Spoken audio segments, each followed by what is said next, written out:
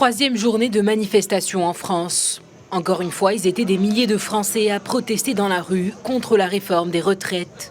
Une réforme décriée par de nombreux syndicats qui comptent bien maintenir la pression sur le gouvernement d'Emmanuel Macron. Ça fait 3 fois.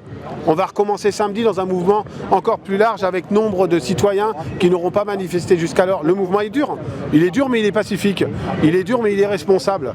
Et donc où est-ce que ça bloque? C'est pas chez nous. On n'est pas en train d'essayer de bloquer le pays ou de mettre le bordel. On est en train d'expliquer que les 64 ans pour nombre de travailleurs, c'est pas possible. C'est pas accepté. On ne peut pas faire une réforme des retraites qui est une réforme du travail contre le monde du travail. Et aujourd'hui, le monde du travail, que ce soit dans les sondages, les enquêtes d'opinion ou dans la rue, il fait la détermination de son rejet de cette réforme. Il faut que le gouvernement, il faut que le Parlement entende. Et symboliquement, c'est important qu'on soit là pour la solidarité et que nous, ça va nous toucher beaucoup parce qu'on est un secteur où on n'a pas énormément d'argent par mois et que la retraite, c'est compliqué, que ce soit au niveau de la somme qu'on aura à la retraite et puis aussi au niveau de la pénibilité du travail.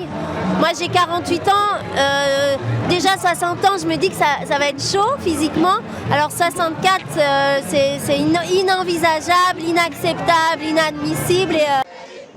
Les syndicats appellent à une plus forte mobilisation ce samedi.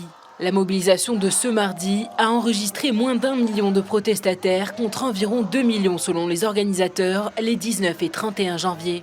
Selon le gouvernement français, l'allongement de la durée de travail des citoyens permettrait de répondre à une dégradation financière des caisses de retraite et à un vieillissement de la population. Je pense que la rhétorique du gouvernement elle a changé. On est passé d'une réforme de justice sociale et de progrès social à une réforme indispensable, sinon c'est la faillite de je ne sais quoi.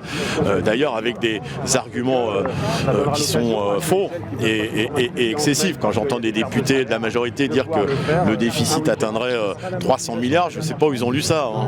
La France est l'un des pays européens où l'âge légal de départ à la retraite est le plus bas.